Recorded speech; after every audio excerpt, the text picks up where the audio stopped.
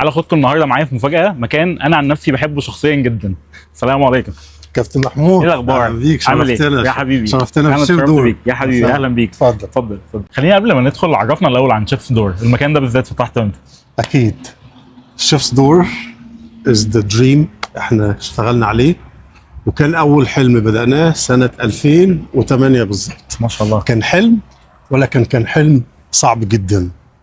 ما شاء الله. رحلة طويلة من الكفاح، من التعب، من السهر، من كل حاجة، ولكن في الحمد لله في الآخر ربنا كرمنا وكانت رحلة نجاح ناجحة جدا، وربنا حقق لنا الحلم بتاعنا في الآخر ورضانا الحمد ما شاء الله. الفرع ده كان اول فرع ليك مش كده؟ ده أول فرع لينا وفتحناه سنة 2008 بالظبط. ما شاء الله.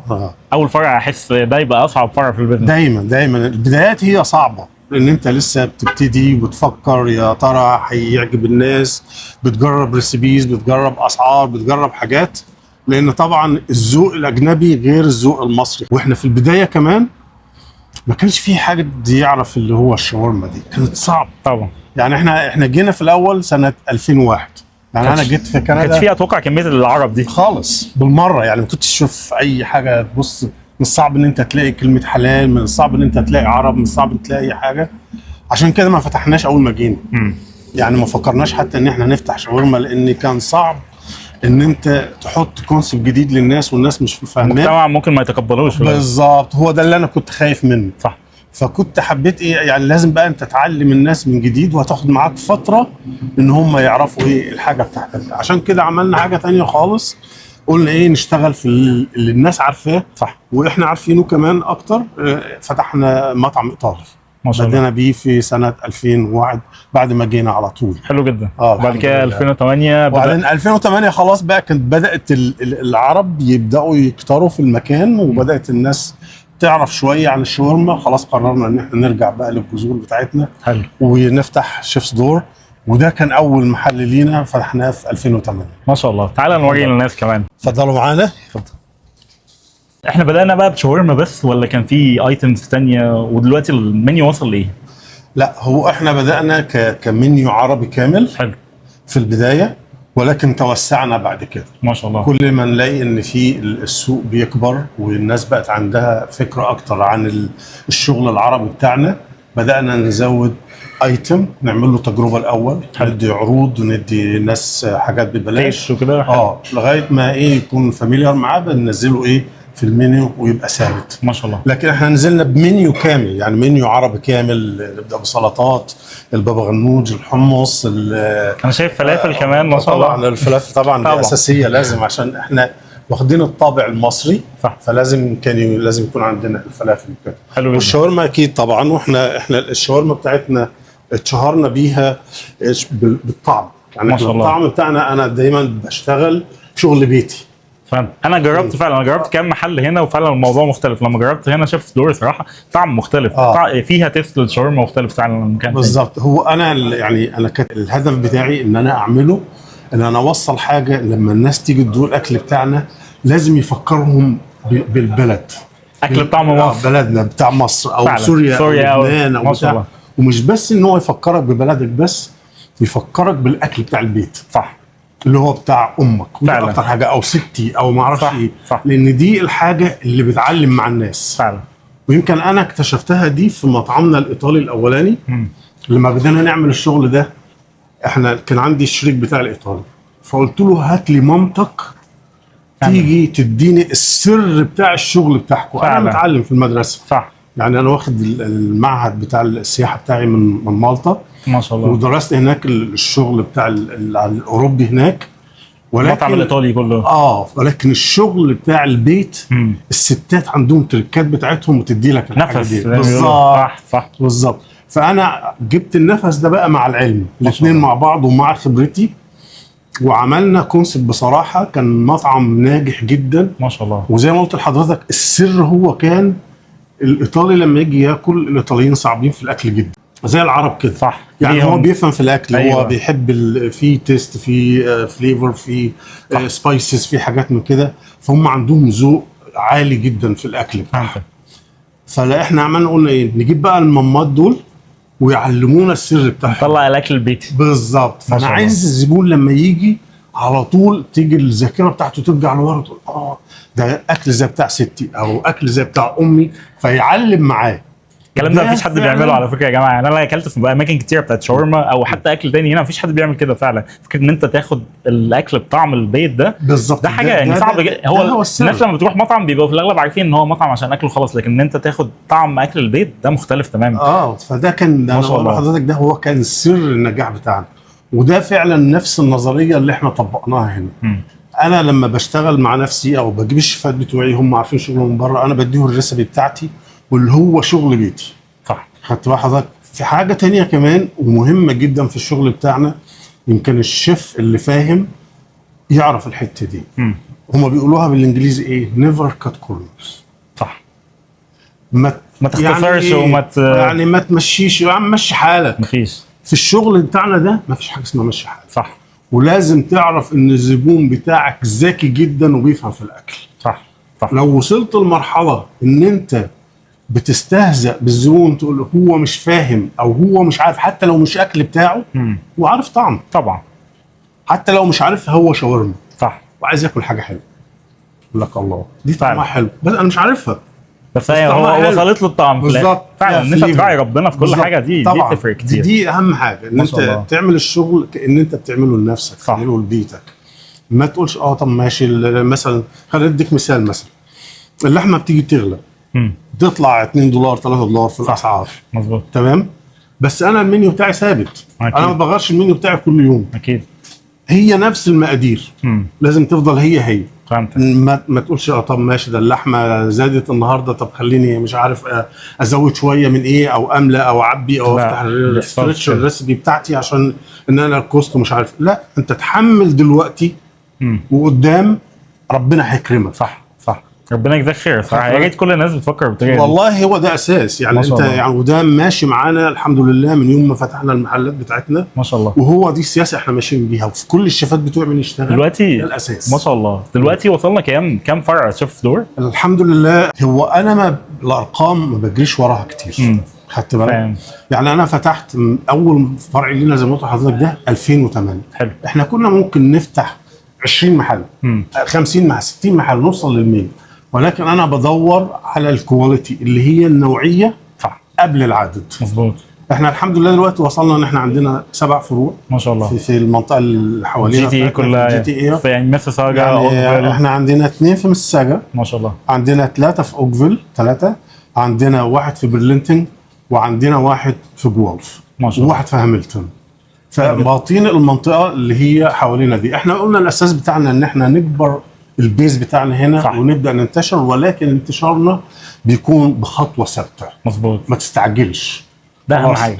هو انا يعني هو احنا ممكن نكون بطأ ولكن انا مرتاح في بالظبط، ولكن خطوات ثابته وواضحه. المهم ان انا ما ارجعش ورا. لا مفيش، طالما احنا بنتقدم ما شاء الله، ده اهم حاجه، وبنتقدم بنجاح الحمد لله. اي فرع بنفتحه الناس بتحبه، بيبقى فيه شغله وانا متاكد منه ومن شيفاته ومن شغله ما شاء الله. زي ما قلت لحضرتك دايما انا كواليتي قبل الايه الكوانتيتي والعدد. ما شاء الله صح. العدد ما يهمش، اهم حاجه انت شغال بتروح في الليل انت مظبوط راضي، بالظبط ضميرك مرضي يعني. ده اهم حاجه طبعا، دي اهم حاجه صح. يعني عارف ازاي انت مش جاي بس بتدور على ان هو الدولار، ان انت بتجري ورا الزبون. الدولار هيجي بس لما تعمله بالطريقه الصحيحه وتراعي ربنا فيه وتراعي شغلك وتبقى مرتاح، دي اهم حاجه. ده هو ده النجاح الصح. الله يفتح عليك والله. والله هو ده النجاح الحقيقي، ان انت تبقى راضي. أكيد. الرضا في شغلك، زبونك راضي عنك وانت راضي عن الشغل اللي بتقدمه وانت بتبذل جهدك. هو ده النجاح الحقيقي فعلا. ممكن انا ابقى راضي عن حاجه انا بعملها اي كلام، لا انا راضي ان انا بعمل حاجه كويسه صح، زي كتابنا بيقول، زي ما اتعلمت في المدرسه وزي ربنا ما قال صح. خدت بالك؟ الاثنين، فده هو ده النجاح، هو ده اللي بيوصل في الاخر بالظبط. ما تقوليش انا عملت 5 مليون، عملت 20 مليون، عملت، لا مش هو ده النجاح. النجاح ان انت من جواك تبقى حاسس ان انت بتعمل اللي عليك، عملت حاجه كويسه ونجحت فيها وشايفها ناجحه مع الناس صح، لان العدد لا يدل على النجاح. الله يفتح عليك. الله يخليك. الله يفتح عليك حبيبي. احنا جايين يا جماعه على غفله، بس زي ما انتم شايفين المطبخ ما شاء الله نظيف جدا. ده بقى المكان اللي بدأ فيه ذا ايجيبشن ماجيشن. بالظبط. اول مكان واول حلم واول مرحله صعبه. هم اشهر اثنين على السوشيال ميديا، ذا ايجيبشن ماجيشن وزيكو طبعا ما شاء الله. في حد بيبقى بيهايند ذا سين بس هو يعني طبعا طبعا كاميرا مان. هو طبعا النجاح طبعا والتوفيق طبعا من عند رب العالمين. ايوه. ولكن هو بوجود التيم بتاعنا طبعا زيكو معاه واحمد هو اللي ورا الكاميرا ما شاء الله. احنا عايزين نجيبه احمد. فين احمد؟ Come on man, everyone wants to see you. Go ahead. No, you're not behind the scene anymore. لا بس You're not behind the scene anymore man. ما شاء الله، ربنا يحفظهم لك يا رب. هو يعني مش كل الناس تعرف احمد كمان، ولكن هم الثلاثه دول هم الابطال بتوع السوشيال ميديا. المخ بتاعنا ما شاء الله حركنا وخلانا نعمل ايه وبيصور ما شاء الله. افكار الدايركتور زيكو طبعا الترابل ميكر معروف طبعا والروح الحلوه اكيد. خدت بالك. ربنا يحفظهم يا رب. التيم اللي بيشتغل فعلا من قلبه عشان يوصل حاجه حلوه للناس تستفيد بيها. أكيد. ودي اهم حاجه طبعا. يعني احنا بنديهم معلومه بروح خفيفه حلوه. اما ينفع مش بس انا عايزه يجي يتفرج على فيديو ويضحك، لا لازم يطلع من الفيديو بتاعنا بمعلومه تفيده بحياته. هو ده اللي بيحصل فعلا. تعالى بقى نتكلم بره حتى على موضوع ذا ايجيبشن ماجيشن ده وبدا ازاي. اكيد. احكي لنا بقى ايه موضوع ذا ايجيبشن ماجيشن ده، بدا منين؟ ايجيبشن ماجيشن ده قصه طويله فعلا. خدتك بس في قصه قبليها. ايه هي بقى؟ يعني المشوار بتاعنا ان انت توصل للايجيبشن ماجيشن. طبعا. خدت بال حضرتك؟ يعني ما هي ليها خطوات قبل كده. يعني الايجيبشن ماجيشن كانت قبليها بكام سنه؟ ب 10 سنين. 2002 و2003. ما شاء الله. اقول لك يا سيدي بص، معلش هطول عليك شويه بس هي لازم ارجعك للجذور تاني. خد راحتك. زي احنا ما اتكلمنا قبل كده، احنا اول ما بدينا بمطعم ايطالي. حلو. بسم الله ما شاء الله. المطعم الايطالي ده كان احنا نقول بالعربي ازحم مطعم في المنطقه اللي هناك كلها. ما شاء الله. كان نشتغل حجوزات وبنشتغل الناس اللي هم الوك ان الناس اللي تيجي يعني من غير حاجه. الوك ان دول ما كناش طبعا بندخلهم، نقول له انت عندك 20 دقيقه تيجي وقف بحظك، لقيت ترابيزه ما لقيتش. طبعا حجم زي ده ان كان عندنا تقريبا 96 كرسي في المحل. ما شاء الله. زائد كان عندنا اوضه تحت في البيزمنت دي بنعمل فيها الحفلات الخاصه بتاعتها، كان فيها 22 كرسي او حاجه زي كده. فطبعا المحل ده زي ما بقول لحضرتك كان زحمه جدا، وكنا لازم نعمل حجزين في الليله. يعني الترابيزه بتاخد ساعتين، لازم تمشي في نص ساعه بينهم تنظيف وترتيب ويجي الحجز اللي بعديه. ما شاء الله. طبعا كان المطبخ كان عندي 7 شيفات شغالين ورايا. ما شاء الله. خدت حضرتك 7 شيفات، ويعني شغل بسم الله ما شاء الله يعني. ما شاء الله. فكانت المكنه تطبع تنزل للارض، وعندنا كل البتاع ده. زمان ما كانش فيه لسه السيستم الجديد اللي هو السكرينات والبتاع. انا بكلم حضرتك على 2002 2003 تاخد بقى الورق وتدخل جوه وبتاع والكلام ده. فطبعا كان لازم كل حاجه تمشي بالمسطره. اكيد. ما عندكش فرصه غلطات 1%، لان لو انت غلطت في اوردر واحد بيوقف لك الانتاج كله. يعني تخيل انت مصنع وجيت انت وقفت قطعه منه، بص تلاقي كل المكان اللي واقف. طبعا احنا يعني بني ادمين، فلازم الغلطات كانت بتحصل. فكان عشان تيجي ان انت تصلح غلطه فتوقف كله ولسه فاكر كل القديم اللي عندك ده، ولازم تصلح الغلطه دي وبسرعه ومحدش يحس بيها طبعا. فكان شريكي الله يمسيه بالخير كان اسمه كلاديو، كان يجي يقول ما فيش حد هيحل المشكله دي غير الايجيبشن ماجيشن. اوكي. خدت حضرتك سريع وفيشن ودقه ومش عارف ايه وخلاص. اول ما تيجي غلط ما لكوش دعوه، مش هيحلها غير الايه الايجيبشن ماجيشن. ما شاء الله. فدي هي كان بدايه الكلمه نفسها يعني. فهم. بس لكن احنا ما كانش في الوقت ده، ما كانش بقى فيه سوشيال ميديا ولا كان فيه الفيسبوك بقى ولا الانستجرام ولا الحاجه، ما كانش فيه. فكانت ايه داخليه بس بيننا اللي هو ايه اللي هو حلال المشاكل. ايوه يعني. كانت المعنى بتاعها يعني في ايه في الشغل بتاعنا. صح. حلال المشاكل. هو فعلا في كل مكان بيبقى فيه الشخص ده، بيبقى فيه ناس بيحصل مشكله، في ناس بتبانك وفي ناس بتقعد تستريس، وبيبقى في واحد كده اللي هو ملوش دعوه بكل الكلام ده، انا هحل المشكله. ما ينفعش. صح. في الشغل بتاعنا ده يعني كان اقول لك كان زيكو واحمد بيجوا معايا في الشغل، كانوا لسه صغيرين، انا اطفال. زيكو كان بعد الساعه 5 او احمد ما ينفعش يكلموني خلاص. انا بتحول لشخصيه تانية طبعا. كل همي في الشغل بتاعي ومركز 100%، لان المسؤوليه على كتافك طبعا، ولازم تمشي الليله مظبوط. واحنا بنكمل بعض، يعني انا المطبخ بتحكم فيه، وعندي الاثنين اللي هم الشركاء بتاعي ماسكين الصاله بره، ومعانا يمكن 15 وايتر شغال ما شاء الله. فالاوبريشن كانت كبيره جدا طبعا، ولازم انت يكون عندك شخصيه حازمه تاخد القرار وتاخده في الوقت الصح، ويكنترول التيم اللي معاك ان هم يبقى فيه يعني سلاسه في التعامل في الشغل بتاعهم، لان انت بتركب. صح. الشغل بتاعنا تركيب. يعني بتاع السلطه يجيني بتاع الخضار، يجيني بتاع الصوص، يجيني بتاع اللحمه، يجيني بتاع السمك، يجيني بتاع البيتزا. لازم يكملوا بعض، لازم يكملوا بعض عشان الحاجه كلها ايه تمشي بعضيها. انا ببني طبق، فلازم انت حبيبي اديني ده، انت اديني ده، انت اديني ده، اديني ده، اديني ده، وفي نفس الوقت انا شغال مع المكنه وبطلع اكل، وانت ترابيزه 20 وانت ترابيزه 30 ترابيزه 40 وانت هات لي ده وانت حضر لي البيت. فانت بتبقى عامل ضخم جدا زي المايسترو بتاع الفرقه الموسيقيه. صح. لازم يبقى فاهم كل نوته شغاله ازاي.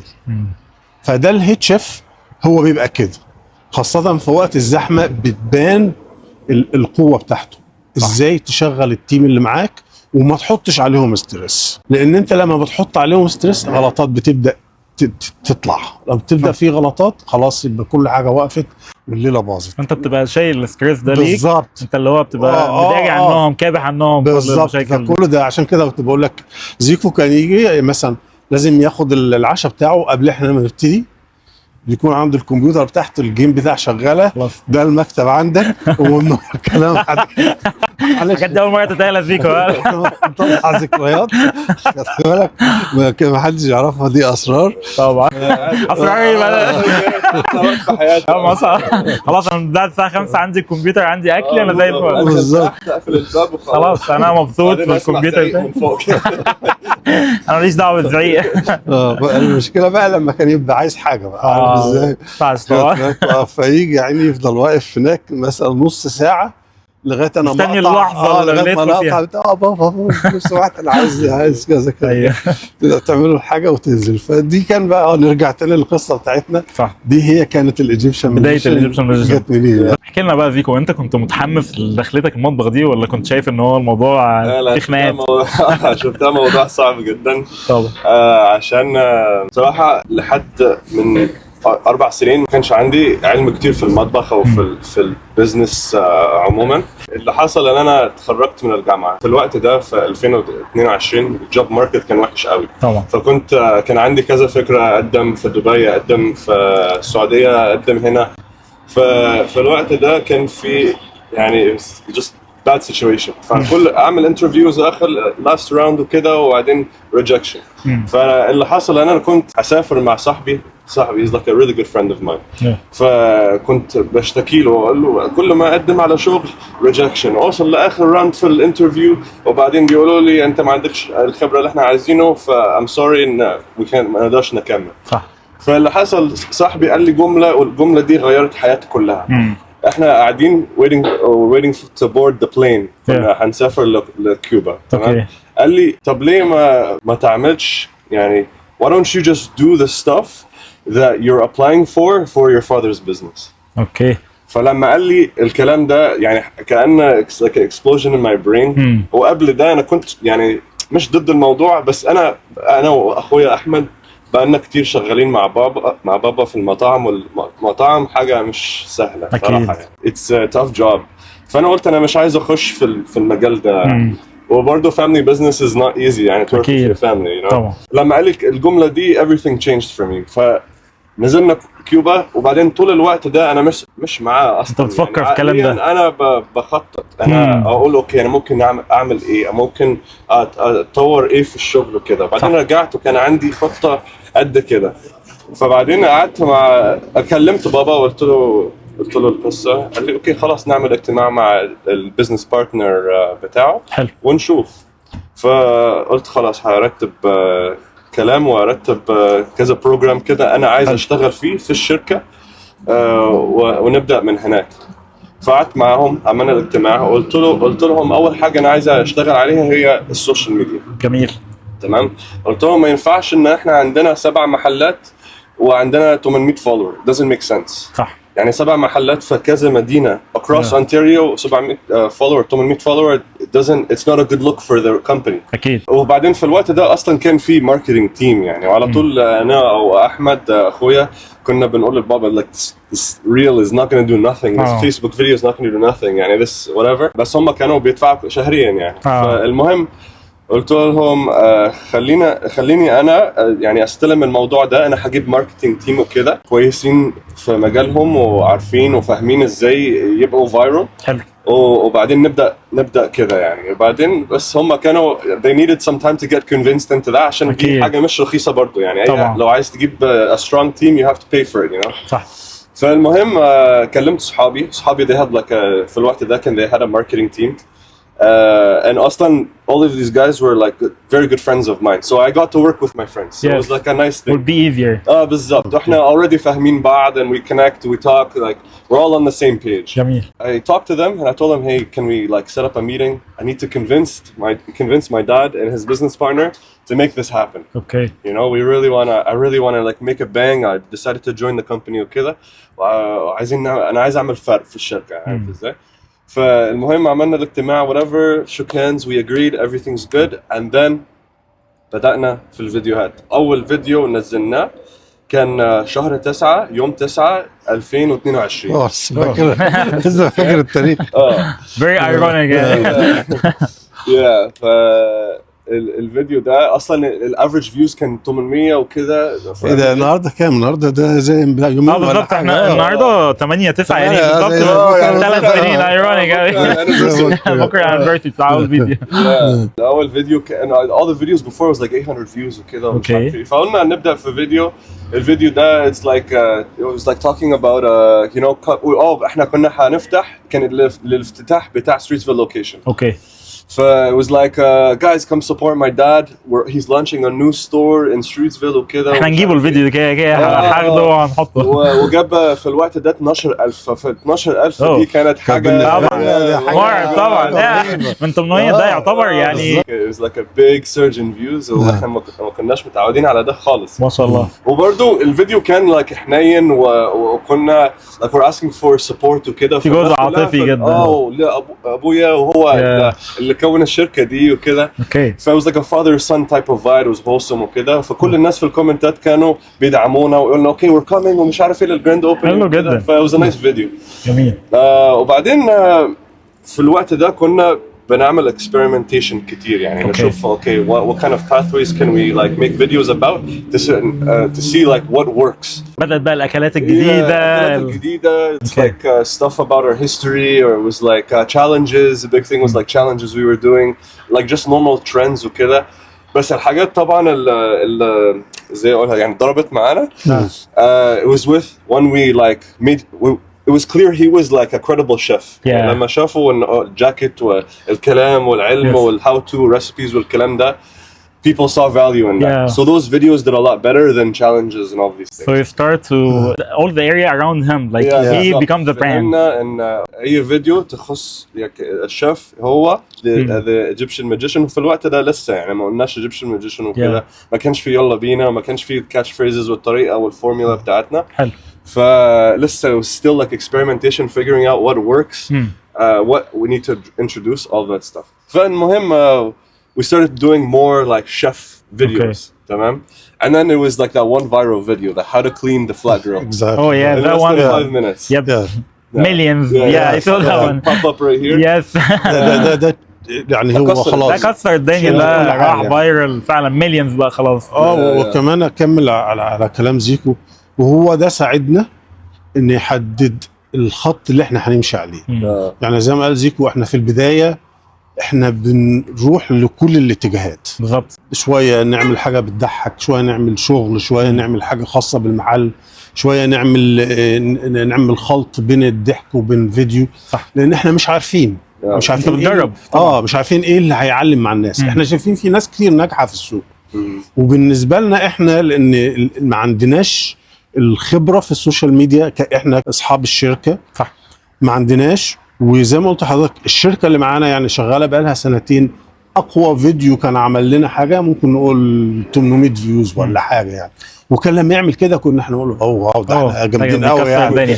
كويس ان انت ذكرت النقطه دي، لان انت بتقول يعني مع بدايه زيكو او بدايه شغله في الماركتنج بتاع الشركه ده كان في 2022. طب قبل كده انت فاتح من 2008، 14 سنه دول كنت بتعملوا ايه؟ بتوصلوا للناس ازاي؟ ايوه طبعا في البدايات للشركه لما احنا فتحنا 2008 ما كانش في سوشيال ميديا، كان في فيسبوك بس ما كانش يعني بالانتشار اللي انت شايفه اللي هو يبقى اساسي ان انت توصل كونسبت للناس او حاجات للناس. فاحنا كنا بنعتمد على ايه؟ حاجه اللي كنا الاعتماد الاساسي علينا اللي هو حاجه سموها وورد اوف ماوث، يعني هم الكاستمر بتوعك هم اللي يعملوا لك، اللي يروح يكلم زميله في الشغل، يكلم عياله في البيت، يكلم. وده كان الهدف بتاعنا اللي احنا كنا بنشتغل عليه. زائد اللي هو الماركتنج، الفلايرز اللي هم المنشورات المطبوعه، هم دول اللي كنا بنقدر نشتغل بيهم. فكان في اللي هو الاساس هو الكندا بوست اللي الشركه بتاع البريد بتاعت كندا، صح. نسلم لهم الفلايرز وتوزعهم، وده المردود بتاعها كان ضعيف جدا لان مش معظم الناس بتعتمد على الفلايرز وكده. كان اسهل حاجه ان هو ايه بيرميها.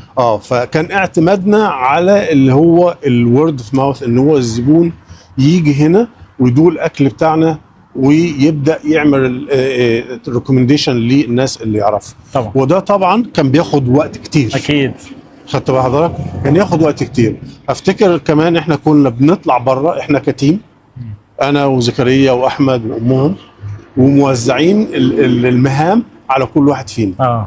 ناخد صينيه اكل معانا عيش متحمص، واحد معاه البيزنس كارد وواحد معاه الفلايرز. وعندنا احنا الفيلد اللي قدامنا هنا كان بيعملوا فيها العاب كل سبت. ويجوا ناس بقى كتير مشجعين وبتاع، ونروح احنا نوزع الفلاير ونوزع الاكل بتاعنا. بالظبط. لازم ما انت لازم يعني بتقول ايه، بتأقلم نفسك طبعا مع الظروف اللي انت عايش فيها عشان توصل للناس. هو ده اللي كنت تقدر تعمله. والله رحله طويله ومستاهله خالص، طويله وصعبه جدا. اكيد في الوقت ده كان صعب ان انت تكبر بيزنس. خدت بقى حضرتك، فده اللي احنا مشينا عليه بقى، الفلايرز، وورد اوف ماوث، واللي هو الكونتاكت مع الزبون هنا داخل المحل. طبعا يعني كنا مش بندي كاستمر سيرفيس، واحنا لسه لغايه دلوقتي هو ده لازم تدي ذا بيست. لازم تبقى يعني 100% كاستمر سيرفيس. في حاجه كمان برضه، يعني تصدق حتى في الوقت ده مع كل الحاجات اللي هو كان بيعملها، كان بيعمل يوتيوب برضه. ما شاء الله. كان بينزل لونج فورم فيديوز في الوقت ده. والله هنحط الفيديوز القديمه دي كلها فعلا. يعني وكنت بعمل اعلانات تلفزيون، يعني ما شاء الله. كنت شركه وعملت اعلان تلفزيون هنا. ما شاء الله. فانا كنت بستخدم الحاجه المتاحه في الوقت ده. عجبني قوي ان انت ذكرت النقطه دي، لان يعني انت بدات الكلام ده من نقول دلوقتي 17 سنه زمان، فاخر 3 سنين او 4 سنين اللي بدا فيهم ذا ايجيبشن ماجيشن، وبدات السوشيال ميديا بشكل اقوى. ولكن انت لما جيت ما كانش فيه سوشيال ميديا، ما كانتش تقدر تعتمد عليها. فكره ان انت تاقلمت مع الجو اللي حواليك دي بصراحه يعني نقطه فاصله. بص يا كابتن يعني محمود، ما فيش حاجه بتطلع لفوق كده من غير ما يكون لها اساس. 100%. انا عايز اطلع عماره 25 دور، لازم ابني اساس جيد يعني جامد جدا ان انا اوصل ل 25 دور. فاحنا اللي موجودين فيه طبعا بفضل رب العالمين اولا، ولكن بفضل مجهود وكفاح سنين طبعا.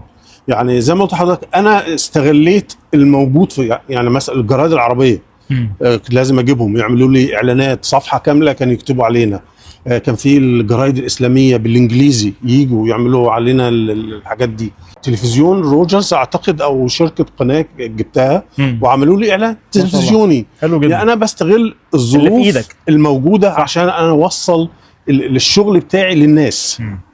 وبدينا بقى ايه يعني نبني بقى على ده شويه شويه شويه شويه شويه لغايه ما وصلنا لمرحله زي ما قلت لحضرتك الزباين بتوعنا هم اللي بقوا يعملوا لنا الماركتنج ويجيبوا اصحابهم قد ايه فرحانين بالمكان ده، وقد ايه لقوا حاجه كويسه. ما شاء الله. فكانت صعبه، كانت سنه صعبه جدا. اول سنه يعني شفنا صعوبه ما تتخيلهاش. انا كان في الوقت ده انا لوحدي، تفكير المخ كله.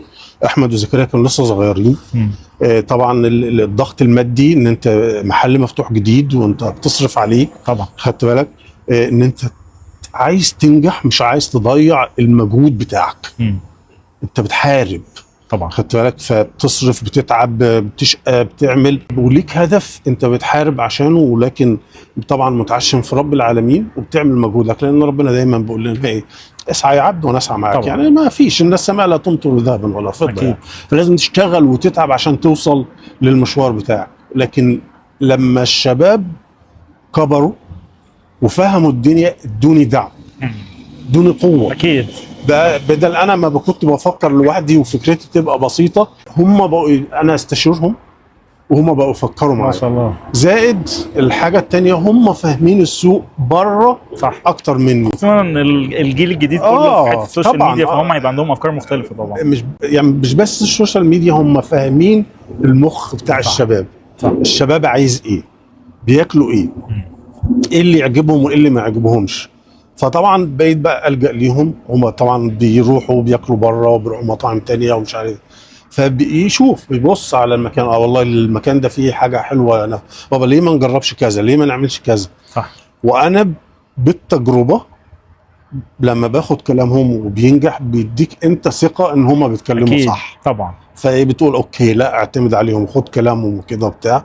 ففضلنا بقى ماشيين لغايه ما المرحله اللي ايه، ان نجرب. انا اللي جبت شركات من بره، يعني في السوشيال ميديا، اللي برضو لما بدأ السوشيال ميديا كده، اوكي قلت طب ماشي، انا اخش بقى في جو السوشيال ميديا.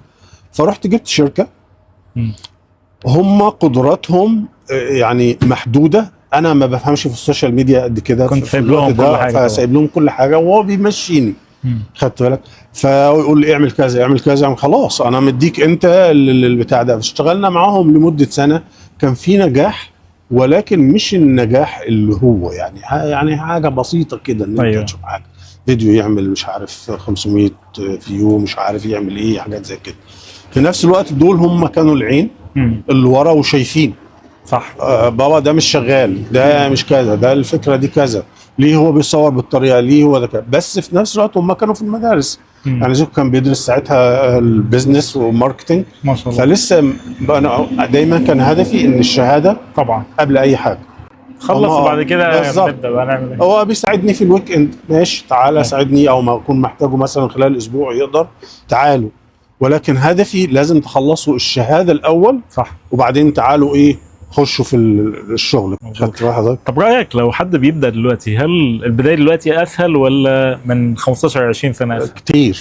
دلوقتي سهله جدا ومفيش بعد كده. انت محتاج حاجتين، ان انت لازم انت يعني تكون عندك مش حاجتين، اكتر من حاجه، بس حاجتين اساسيين. يعني تبقى فاهم انت داخل على ايه، دي اول حاجه. طبعا. انا هتكلم على المطاعم. لازم يبقى انت كشخص داخل تستثمر، انت عندك فكره عن المطاعم دي، لازم تبقى فاهم انك داخل. تاني حاجه الدعم المادي. لازم فيه دعم مادي، ان انت يكون عندك دارس، عامل خطه، عارف انت قد ايه هتصرف تفتح المشروع بتاعك، زائد ان قد ايه فلوس انت محتاجها ان انت تكفي البيزنس بتاعك ده على الاقل مده 6 شهور من غير ما تروح تطلب من بنك او تعمل اي حاجه. صح. دي خطه اساسيه.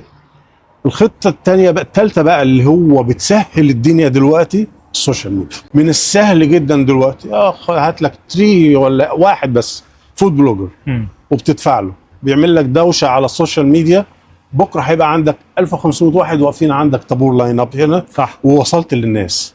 بس لازم تستاهل يعني بالظبط. الحاجات اللي هم بيشوفوها في الفيديو بتاع الفود بلوجر لازم يعني يشد الناس على المطعم. الطريقه اللي بتوصل لهم، والاهم كمان الاكل، المنيو ايتمز اللي هم بيبينوها في الفيديو، يعني دي الحاجات دي لازم تكون بالظبط تشد نظر الناس. بحس الاهم كمان بدون مقاطعه لكلامك، ان هو الناس دي لما هتيجي بقى الاكسبيرينس بتاعتهم هي دي اللي هتكمل. الله ينور عليك. انت جبت الناس دي الشطاره، ان انت تخلي الناس دي تكمل، ده بقى يعني هنا بيبان الشطاره. ما هو بقى ايه الماركتنج اللي بتعمله، لازم يتقابل مع الكواليتي بتاعه الاكل بتاعتك. صح. لان هي السوشيال ميديا ده سلاح ذو حدين زي ما نقول، يا يطلعك فوق يا ينزلك تحت. مظبوط. انا دلوقتي عملت سوشيال ميديا وموري ان انا 100 100 والناس جات لي، طب لما جم عندي ايه الاكل اللي انا بديه لهم؟ صح. ايه السيرفيس اللي انا بديه لهم؟ هل ده بيتقابل مع ده ولا بيتقابلش مع ده؟ فلازم يجي، انا دلوقتي بقدم لك طبق، فتعال لما انت تيجي تاكل هتاكل نفس الطبق، نفس الطعم، نفس كل حاجه. انت كده بتدي ثقه للزبون طبعا، وبتفضل مستمر وتفضل ماشي. ولكن انا عملت ماركتنج وصرفت الافات الدولارات وصرفت بس مش متقابل مع اللي انا بقدمه، خلاص يبقى الفيديو بتاعك مات وخلاص وانتهى. وهنا بتفقد الثقه مع مش الزبون اللي جاي لك هنا، مع الفيور بتاع السوشيال ميديا. السوشيال ميديا مش بس فيديوهات ومش بس لايك، انت بتبني ثقه. بالظبط. انا هو قاعد مستنيني انا هنزل له ايه بعد كده، فيديو اللي جاي هيستفيد بيه. والفيور ده يستفيد بمعلومه انا مديها له في الفيديو، طبعا يستفيد بالريسبي، هيروح يجربها وتطلع معاه. مش هتطلع معاه 100%، لان في فرق بين الشيف اللي بيشتغل وعنده خبره وزي اي حد بيشتغل عادي. لو طلعت معاه 95% ده احنا كده ده نجاح اكيد. فطبعا الناس بتجرب الريسبي بتاعتك وبتعملها، خدت بالك، بتنجح معاهم، بس هو كده تمام، خليهم مبسوطين. ده تبعي اكيد. ده خلاص. انا الناس دول الجيبشن ماجيشن دول الناس بتوع، انا مستنى الفيديو الجاي صح. اللي هيعملوه. فده السوشيال ميديا هي يعني مش حاجه سهله، مش الناس تفكر ده الناس دي طلعت كده من ما الهواء. بتبناش في يوم ولا اثنين، على مدار سنين فعلا. تبني ثقه مع الناس طبعا. والاستمراريه بقى، ما ينفعش ان انت تقف. صح. خدت بقى حضرتك؟ الاستمراريه في الاثنين، احس السوشيال ميديا والكواليتي. بالظبط، الاثنين هم زي ما حضرتك قلت، الاثنين بيتقابلوا مع بعض. مظبوط. زائد ان هي شغل مستمر ما بتقطعش. الوقت اللي انت بتقطع فيه بيحصل عندك دروب على طول، نزول في كل حاجه. فلازم ده عامل زي المشاهد اللي قاعد في المسرح. صح. خدت بالك؟ لازم تبقى معاه على طول عشان الضحكه ما تموتش. فانت معاه شغله على طول، شغله في حاجه جديده، بتنزل له فيديو جديد، تنزل له معلومه، في دايما انجيجمنت معاك وانتم مع بعض. لو اقول لحضرتك احنا بنعمل قد ايه في فيديو واحد، شغل مجهود كبير. الناس بتشوف اخر شكل الدقيقه دي، بس انا عارف خلاص. لا انا هنحدي الارضيه او الفلور لزيكو، وهيحكي لك فيديو واحد قد ايه بياخد مننا شغل. طبعا. من بس مرحله ان احنا الفكره للاعداد، لان انت تجهز الطلبات بتاعته، لان انت تصور وتعيد اكتر من مره والكلمه طالعه مظبوطه، والده والايديتنج واللي انت خش يا زيكو، ده منطقتك دي بقى، الحته بتاعتك. بالنسبه لي like cooking videos it's not like تروح تفتح الكاميرا وتتكلم وكده وخلاص وبعدين اعمل editing وخلاص. لا، الكوكينج فيديوز اي حد بينزل فيديوز تخص الاكل، اول حاجه لازم يعملها لازم يروح السوبر ماركت. يعني النهارده الصبح انا رحت 3 سوبر ماركتس، تمام، حتى ادور على one ingredients ومش لاقيها، وبعدين لقيتها في اخر the third one تمام. جبت الانجريدينتس، بعدين من هناك he takes the flour، وبعدين he starts preparing the ingredients, chopping it up، يعني بيحطها في بولات وكده وبيحضرها للتصوير. تمام. وبعدين بنصور التصوير ده مثلا لفيديو واحد حسب الديش الاكله. How long? Like it depends. يعني from 1 to 1 hour, sometimes more for أكلة واحدة. وبعدين بعد ما صورنا وخلصنا التصوير then it's editing. تمام. فالediting برضو حسب الفيديو، حسب طول الفيديو، حسب الستبس والحاجات دي والمراحل. طبعا. ساعة ونص. وبعدين you're also account managing when you're posting وكده. this is all for فيديو واحد. طب لو احنا بننزل 4 فيديوهات 5 فيديوهات في الاسبوع، فالموضوع وبعدين مرهق جدا. احنا شغالين طول الاسبوع ما شاء الله. يعني احنا طول الاسبوع شغالين على السوشيال ميديا زائد الشغل بتاعنا اللي هو الاساسي. طبعا. يعني ماشي الاثنين مع بعض. يعني احنا بنبتدي التحضير من يوم الاحد. ما شاء الله. يوم الاحد ده بدايه التحضير بتاعنا. احنا التصوير بتاعنا بنعمله كل يوم اثنين. ما شاء الله. لازم نعمل 4 فيديوهات، يعني طول النهار احنا بنفضل شغالين. بعد كده نستلم، الشباب يستعملوا اديتنج، وبعدين اللي هو الانجيجمنت مع الفولورز والكومنت، وترد عليهم وتشرح لهم الريسبي، وده طبعا عنده سؤال وده مش عارف ايه. فده كله بياخد منك وقت كبير جدا. اكيد. ده فول تايم جوب زي ما انت ذكرت. هو استمراريه هي المفتاح في الموضوع ده. مش سهله طبعا، مش سهله خالص بالمره يعني. ولكن زي ما قلت لحضرتك، ما طول الفيورز بتوعك حطوا ثقه فيك، لازم تبقى قد الثقه دي طبعا وتفضل مستمر عليه. اكيد. هو ده اللي بيحط فعلا عليك حمل. وقبل كده احنا يعني من شويه قلت ان احنا كان عندنا ماركتنج تيم. دلوقتي احنا شغالين يعني انا واحمد are the main shooters. خش بقى اللي هو واحنا نطينا الحته دي شويه أيوة، بس كده. هو فعلا. ارجع بقى للبدايات. صح. ازاي جت الفكره وازاي احنا الماركتنج تيم اللي كان عندنا واشتغلنا وبعدين ازاي كبرنا بقى اخر حاجه انا قلت كنت بشرحها الفيديو بالظبط بتاع الفلاج جريل. يس. فالفيديو دي كسر الدنيا، جاب اعتقد remember maybe like 8 million or something like that. تمام. It was like for sure above 5 million. وبالنسبه لنا this was like the craziest thing ever. يعني احنا وصلنا المرحله بتاع like all the big Instagram influencers, like the place they reach, you know, like viral. ففي الوقت ده رحنا we gained like a few thousand followers. يعني في الوقت ده برضو there's a big thing in social media. لما الواحد يخش على الصفحة بتاعتك وبيشوف معظم الفيديوهات الافريج بتاعها 800,000 وكده، وبعدين جبت 5 million on one video. يعني let's say 100,000 people came in and saw your page, maybe just a small percentage will follow because you just got one viral video. يعني you could just be like a حظ one hit wonder, you know, that's it. We said okay, we have to keep going and keep like we found لقينا الفورمولا اللي احنا بنمشي عليها. زي بنقول بالانجليزي like we milk it. خلاص we rinse and repeat. عارف ازاي؟ we followed the same formula and then we started to grow. يعني average views went from like let's say 1,000 to like 50,000 to 60,000, and then we started getting more viral views, like 1 million here, 700k here, 10 million here. وبعدين we started to think okay يعني we're doing good. لقينا الطريق بتاعنا. Now we have to figure out, before everything, me and my brother understood social media. يعني we understood there needs to be like a common face. There needs to be a character. There needs to be some catchphrases. There needs to be some visual stuff that has to be reoccurring all the time. So we started thinking of these elements and how we can introduce them into our videos to make us more like attractive, to more like friendly toward people, and for us to be more memorable. Okay. I forgot who said it. I don't know if it was me or Ahmed or you but we had a conversation. And we were like, we need to call him the Egyptian magician. Okay. It makes perfect sense. عشان كلاديو كان بيسميه كده. وهو كان بيحل المشاكل بتاع المطبخ على طول، وبرضه كان الماجيشن في الأكل. يعني you know, like anybody who's good at anything, you could call him a magician. You know. It just made perfect sense. وبعدين it was such a good idea at that time because now he has a character name. وبعدين because he has a character name. فبدأنا في آخر جزء الفيديو بنقول and that's why يعني هو كان بيقول كده and that's why they call me the Egyptian magician، وبيشاور على العالم بتاع مصر. ايوه يعني انا من قبل ما اجي كندا الصراحه، وكنت قلت لك اول مره اتقابلنا فيها سوا قلت لك انا كنت بتفرج على الفيديوهات، وفعلا دي اكتر حته كانت معلقه معايا فيها. علمت مع الناس فعلا. يعني خلت وشه وطريقته وكلامه يعني memorable. ف that's how like the Egyptian magician came. وبعدين now we got strong. يعني هنا فبعد 6 شهور كده كان عندنا 100,000 متابع ما شاء الله. وبعدين قلنا اوكي we're in a good position. احنا فاهمين الدنيا، فاهمين الفورمولا، فاهمين السكيدجول.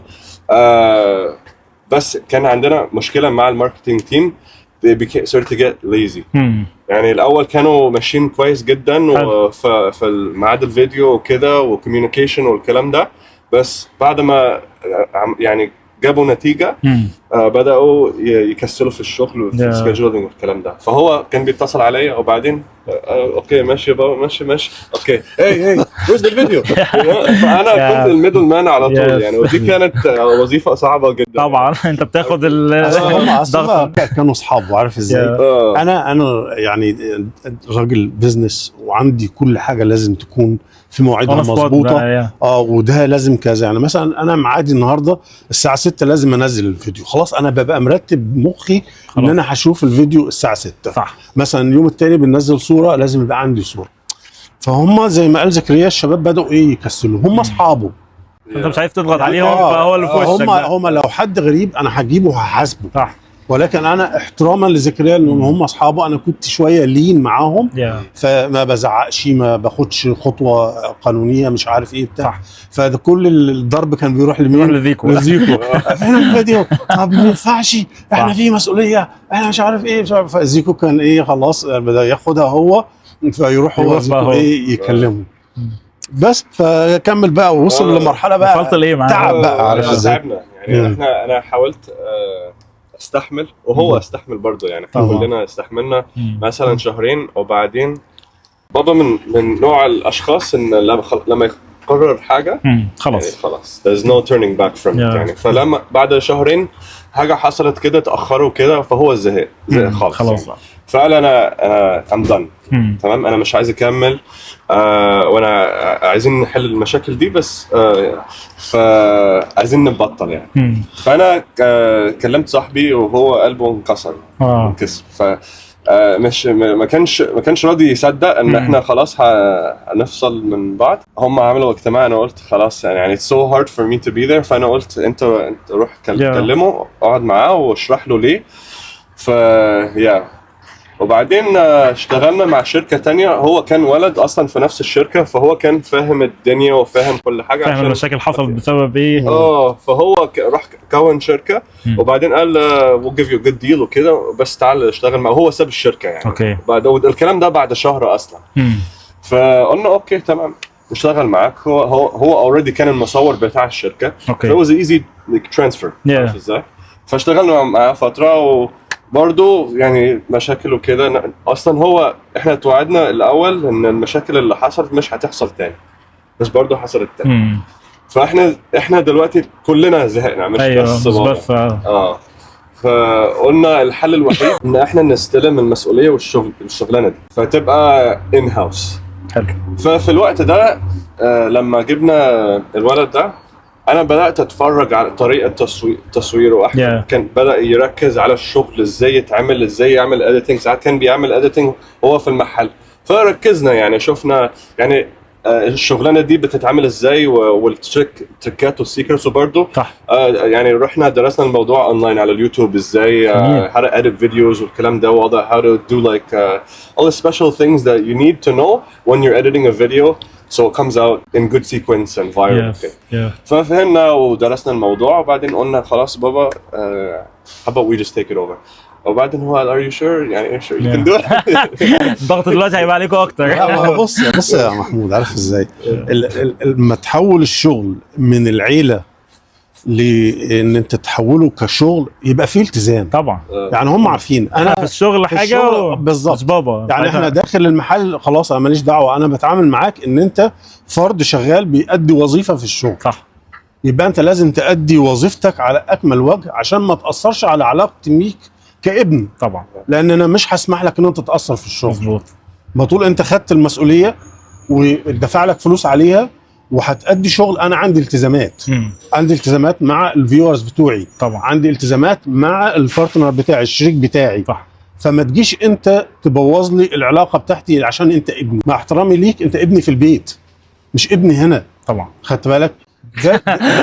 انا والله انا متخيل، بس لا صح. انا في وقت اشتغلت فيه مع بابا وكان بيحصل نفس الكلام، اللي هو احنا يعني عيله في البيت لكن في الشغل لا. بالظبط. لان كل الناس بتبقى متفهمه ده، اللي هو انت ابن المدير بقى، احنا عارفين اكتر واحد متدلع، مفيش الكلام ده. اكتر واحد مضغوط عليه. تقول حاجه بس ما تفضحناش.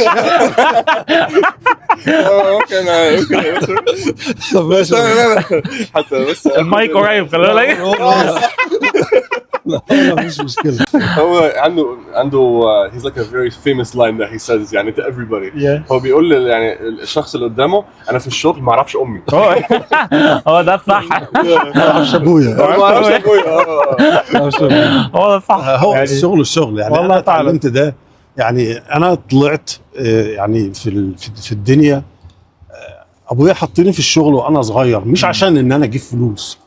قال اللي هتتعلمه في الشغل مش هتتعلمه في المدارس ولا في البيت ولا في جامعه. عارف ازاي يعني. هو الحمد لله الله يرحمه كلنا دخلنا احسن جامعات في مصر ما شاء الله، وكلنا دكاتره وكلنا مهندسين وكلنا حاجه ما شاء الله. بس قال لي الكلمه دي يمكن انا ما انساهاش. قال لي انت تنزل شغل في الصيف، انا مش عايز منك فلوس، بس الشغل اللي انت هتعمله في الصيف ده هتتعلم الحياه مش هتتعلمها هناك بره في المدرسه ولا في الكليه ولا في اي حاجه. وده فعلا هو اللي طلعنا رجاله. عشان كده لما اتغربنا انا كان عادي يعني. انا جاي بعيله هنا لوحدي مش هاممني. انا عارف القرش بيجي منين. انا عارف القرش ده منين، وانا مريت بالاصعب منها. صح.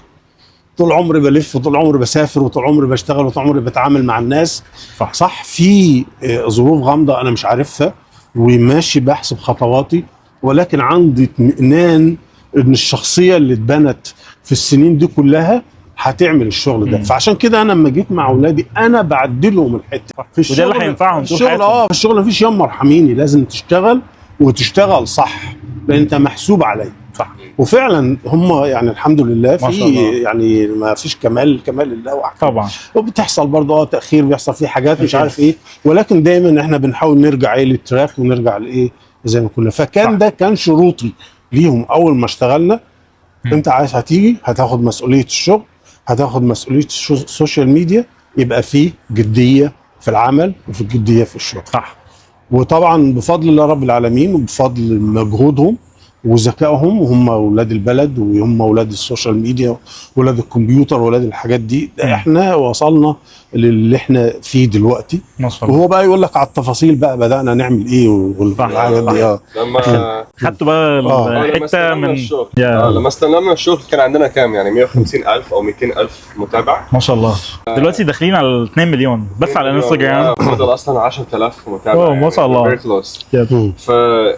ففي الوقت ده خلينا اوضح 2 مليون ده بس على انستغرام، في يوتيوب وفي تيك توك وحاجات في كده. عندنا على التيك توك 650,000 ما شاء الله. وفي عندنا على اليوتيوب برضه تقريبا 650,000 وداخلين 700.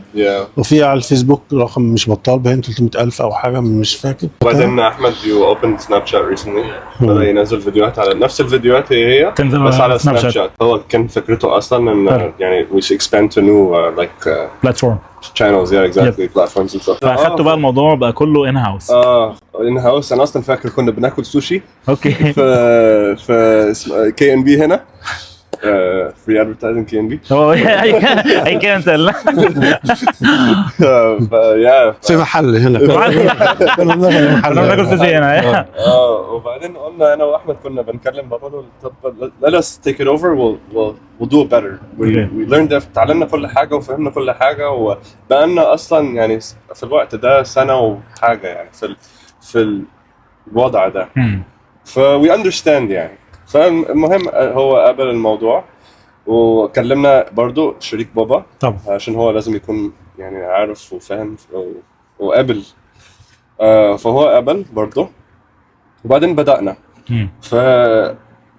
بدأنا ننزل فيديوهات and it was actually good. يعني احنا كنا we already knew kind of the foundational aspects of editing and stuff like that, so it wasn't too hard. وبعدين شوية بدأنا نتعلم أكتر، نزود مثلا sound effects or visual effects والكلام ده. اوكي. وبرضه we started to get more. We got our first viral video. اوكي. And that was just us. And that was like a big kind of motivational thing for us. طبعا.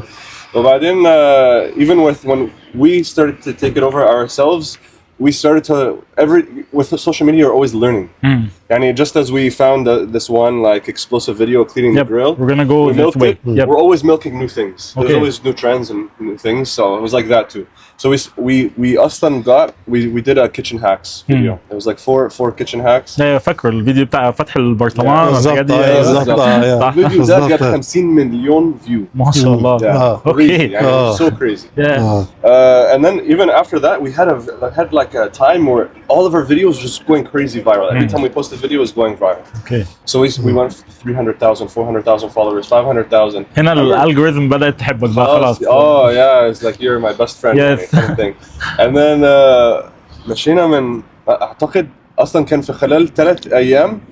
It was like we gained almost like 700,000 followers. It was so crazy, yeah. Because we got like 50 million here, 20 million here, 10 million here. كل ده بيجين followers. And then we had already يعني 600 posts. So anybody who came, you can't take. You have a lot of friends. We have a rich account. It's not like the average views is 800 views like before that I was saying, and only like few people follow. No, everybody who comes follows. Not everybody, and most people who comes follows. They learn, they see that there's value, there's comedy, there's education, there's common faces, there's all kinds of things, and it's all organized and it's good videos. Yani it's very social media. It's not the social media standard. It's more than that. So yeah, we now, alhamdulillah, like fast forward to today. So we went from when we left from that guy from 150,000 to now almost 2 million, and we MashaAllah. have, you know, as we said, almost 700K on the rest of the platforms. Yes. And yeah, alhamdulillah, like MashaAllah. now we're Alhamdulillah. just well done يا والله. بس ما هي شاء الله. كمان برضو محمود، يعني يمكن دي ادفايس للناس اللي هي عايزه تشتغل سوشيال ميديا وتنجح فيها. حاجات مهمه لازم يبقى عندك اللي هي البيرسوناليتي. طبعا. بي يور اون. ما تحاولش imitate someone. صح. طلع انت اللي عندك وخلي عندك شخصيتك انت. لازم يبقى عندك، احنا زي ما بنقوله بالعربي، لازمه. طبعا. ولازمه خفيفه اللي هي تعلم مع الناس. صح. يعني احنا عندنا اللازمتين بتوعنا اللي هي يلا بينا وده ايجيبشن ماجيشن. هي خفيفه وحلوه وعملت لنا الايدنتيتي بتاعتنا. صح. واكتر حاجه كمان اللي هي الايجيبشن ماجيشن، خاصه احنا ناس عايشه في الغربه ولسه معتزين ببلدنا ووطننا. يعني انا حاطط علم زي ما انت عارف، علم مصر حتى دلوقتي يعني العالم برضه علم مصر لازم طبعا. يعني طلع الحب ده للناس. صح. هيوصل لهم. يعني دايما انا الله يرحم والدي كان يقول لي طلع الحاجه بمحبه هي هتوصل للناس. اللي صح. بيطلع من القلب بيوصل للناس على طول. مظبوط. فاي حد عايز يشتغل السوشيال ميديا ما تقلدش. يعني انت هتتعب في الاول، تشتغل حاجات من هنا وحاجات من هنا لغايه ما توصل ليك طريق هو ده بتاعك، تبني البراند بتاعك بالظبط انت. فبتاعك انت خليك فيه. صح. واخلص فيها. وزي ما قلت خلي عندك مثلا اللازمه بتاعتك، خلي عندك الشخصيه بتاعتك. يعني انا في ناس شركات كبيره جدا واكبر مننا في الماركت يعني 100 مره. خدت بالك؟ بس هم دي struggling في السوشيال ميديا. بالظبط. مش عارف يوصل للناس. ليه؟ لان مفيش ايدنتيتي، مفيش الكاركتر اللي الناس مستنياه ان هو يطلع. صح. فاحنا يعني الحمد لله ده فضل من عند ربنا والتوفيق من عند ربنا، طبعاً. مش شطاره مننا. دايما اقول ده ان احنا وصلنا للفورمولا دي ما شاء الله فعلا، اللي هي الايدنتي، اللازمات، زائد فيديوهاتنا تعليميه تربويه في الحياه، في المطبخ، في الصحه. فمش شرط اللي بيحب الشاورما بس هو اللي هيجي، لا اي حد دي انا عامه للناس كلها. لذلك فعلا. احنا كل الفولورز بتاعنا على مستوى العالم كله، ما شاء الله، من كل مكان. في جزء كمان قالوا زيكو، الجزء ده مهم قوي. الناس بتبقى بتنزل وخلاص، اللي هو في دماغه حاجه ينزلها. زيكو قال النقطه اللي هو انا بنزل حاجه بس الطريق ده لقيته شغال، خلاص هكمل فيه شويه، لقيت ده الناس بتحبه واكمل فيه، مش مهم اللي انا عاوزه، انا هحاول اوصل رسالتي ولكن بالطريقه اللي الناس عايزاها، لان ممكن الناس تبقى بتحب طريقه مختلفه. واحنا دايما نسال نفسنا لما نعمل فيديو ايه الهدف؟ ايه الهدف منه؟ انت مستفيد منه ايه؟ صح. انت دلوقتي تيجي تشوف الفيديو بتاعي، ايه اللي استفدت بيه؟ فلازم تطلع منه فايده اللي هي الهاو اند واي. صح. في اي فيديو بتاعنا احنا من الحين للاخر بننزل فيديو فكاهي بسيط كده. ليه؟ عشان الناس ما تزهقش طبعا، بس مش ده الهدف بتاعنا. صح. خدت بال حضرتك؟ فهدفنا احنا الهاو اند واي اند وين، دول الثلاثه دول، وده اللي احنا الطريق اللي احنا خدناه وبنديه للعالم بكل اخلاص. فعلا. يعني انت الريسبي انا بنعملها، احنا بنشتغل عليها، بتشتغل يمكن فيديو واحد ياخد مننا 4 ساعات. بنبسطه للناس ان هو يوصل بطريقه سهله، ان هو يقدر يعملها في البيت بدون مجهود. صح. خدت بالك؟ فده كان هو سر النجاح بتاعنا بتاع السوشيال ميديا. الفورمولا اللي انا بنصح اي حد هو عايز يكبر او عايز يبقى ده السوشيال ميديا بتاعه يشتغله، يتبع كل الخطوات دي. وطبعا بعد توفيق رب العالمين كله هو اللي بيديك كل حاجه. يعني انت اعمل اللي عليك اكيد، وسيب بقى الباقي عند ربنا. بالظبط. مهم جدا يعني. الكلام ده بفلوس كتير والله يعني مهم جدا. دلوقتي فاتحين الموضوع هنا هو يعني الكلام ده بفلوس كتير. انا اقول لحضرتك احنا الحمد لله الاخلاص هو فانت انا بكلم الناس، انا بكلمهم باخلاص. خلاص انا هخبي عنه ليه؟ صح. عارف ازاي؟ اديها له، كان ربنا يفيدك باي حاجه. ممكن كلامك ده يبقى فعلا سبب ان حد تاني يجي له رزق، يفتح باب الرزق لاي حد. صح. وانت بتدي له، انت راجل كبير وعديت من حاجات كتيره في حياتك، اديها للناس. ما طول ربنا كرمك اديها المعلومه. خلصت شقه سنين وتعب سنين وتجارب كتير فعلا والله. ربنا يديك الصحه يا رب. رحله شاقه فعلا يعني. 25 سنه يعني. يمكن كندا كان من اصعب من البلاد فعلا. انا سافرتها، دي المرحله الثالثه في حياتي اللي هي كندا. انا رحت العراق قعدت فيها 6 سنين، وقعدت في مالطا 6 سنين. العراق ومالطا دي انا بحسبها يعني كانها كانت فسحه يعني. محطه واحده ما فيهاش يعني مطبات كتيره.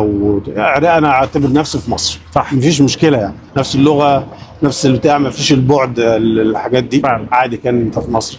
مالطا نفس الحكايه، كان فيها التشالنج بسيطه، بس اللي هو كان اللغه نفسها وسهله جدا. اللغه المالطيه قريبه من العربي، حلو. تاخد لك فتره، وانا كنت بتكلم معاهم بالانجليزي في البدايه وتبدا فتره وتتعلم. التشالنج الكبير كان في مالطا، ما اعرفش اذا وقتنا يسمع نقول انه طبعا. مالطا جزيره صغيره جدا. يعني احنا في عددها كان نص مليون في الوقت اللي احنا كنا فيه هناك. اوكي. كان منهم 200,000 بره و300 عايشين في البلد نفسها. هو فاضي يعني خالص يعني مفيش. فكان الوقت اللي احنا سافرنا فيه هناك زمان ان انت تخش معاهم في الشغل صعب جدا. يعني المالطي الناس اجتماعيين ومصاحبين، ولكن بره الشغل عد قلبي ولا تعد رغيف. يعني انا في الشارع معاه خالص ان انت تخش معاه وتشاركه وتاخد وقته ومش عارف ايه بتاع، صعب عنده جدا ده. فده كان من ضمن العقبات اللي انا قابلتها هناك.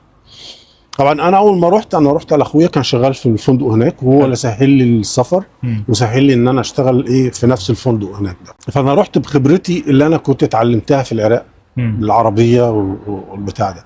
فالشغل في الدول العربيه غير الشغل الدول الاوروبيه خالص طبعا. يعني وكان فندق 5 نجوم بتاع شغل سيستم مختلف خالص.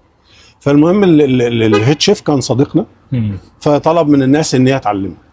ماشي. اقول له يعلمه. فهو يعني انا ما اعتبرهاش خباثه، ولكن هو كل واحد بيخاف على شغله، فكان يعلمني ايه 90% ويسيب 10%. طبعا ال10% دي هي الاساس طبعا بتاع اللعبه كلها، ان انت تطلع مثلا بقى بيعمل صوص، خلاص هو علمني الصوص ده بتحط كذا كذا كذا كذا، عرفني، وبعدين يقول لي طب ناولني كذا من الثلاجه.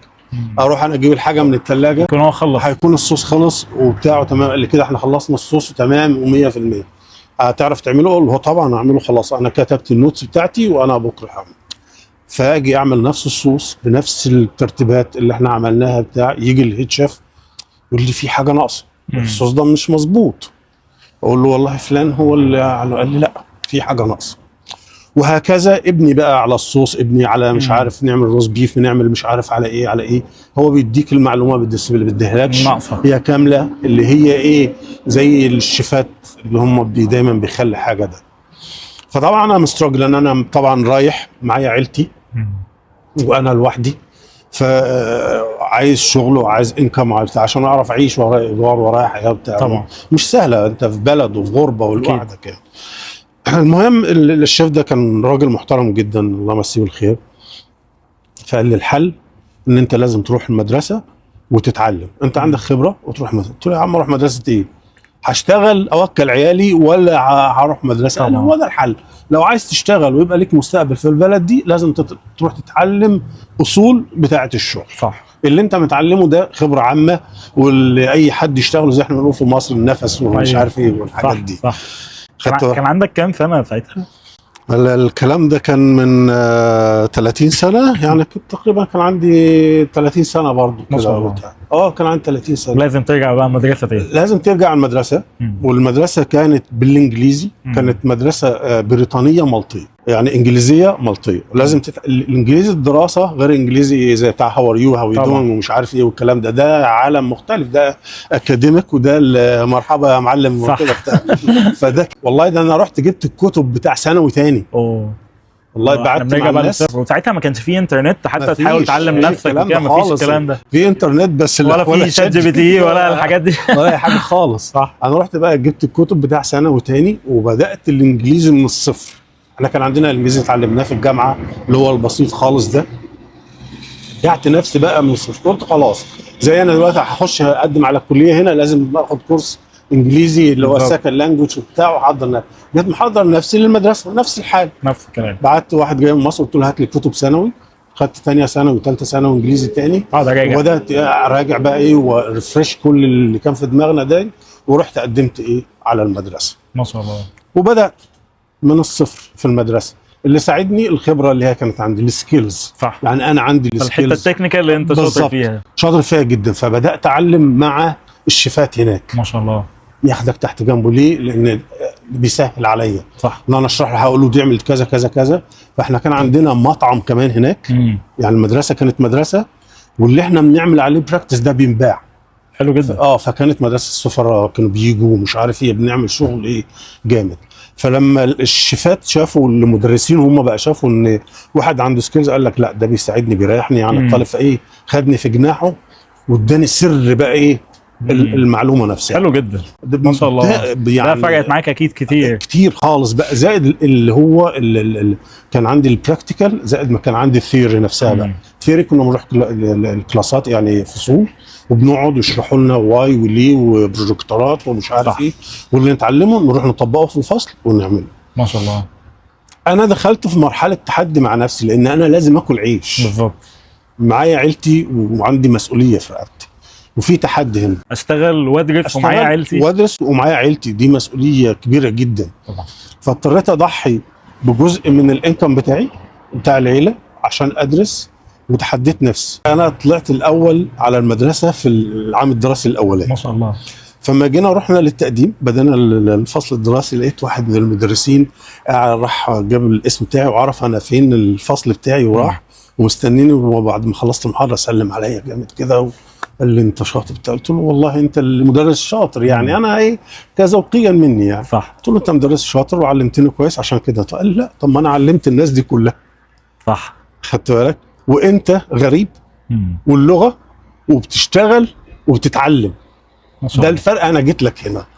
دول طلبه فول تايم، دول كانوا انا كنت داخل معاهم بارت تايم، ودول طلبه فول تايم مدرسه في السن كمان. والسن كمان، وطلعت عليهم انا الاول. ما شاء الله. عشان كده والراجل كان محترم جدا، وجي قدر الحاجات دي، لانه كان عارف وما عارفين طبعا. بشوف واحد كبير في وسط الفصل كان بيجي يساله انت منين، انت مش عارف تعمل ايه، اقول له ما انا بشتغل هنا ومش عارف كذا ومش عارف ايه بتاع. تبدا ايه تعرف. هم كانوا بيقدروا ده طبعا، ان انت راجل عندك عيله وبتشتغل وبتتعب وبتذاكر، مش بس بتذاكر، ان انت جبت الافريج 50 60 70 واللغه رحت الاكسترا مايل دي وطلعت الاول عليهم. ما شاء الله. فكانوا بيقدروا دي جدا. فزي ما قلت لحضرتك بقى ايه، دي كانت مالطه بقى المرحله اللي انا دخلت فيها التشالنج، ازاي تثبت نفسك في الظروف الصعبه دي. صح. جيت بقى انا بقيت اطبق اللي انا درسته في الفندق، فبدات تبان حاجه دم جديد في الشغل. شخص مختلف ده. شخص مختلف. فكان يجي المدير بالليل على العشاء، يمشي على البوفيه، ففي لمسه كده جديده ومتطوره وفي انبهار، فيسال مين اللي عمل. انا اكون مثلا روحت الشفت بتاعي محدش يقول. برضه عندهم حته ما حدش يقول مين اللي عمل ده، بس الشيف بتاع الهيد شيف لو هو موجود يقول اعرف. صح. فبداوا يعملوا له ايه ترقيه. ما شاء الله.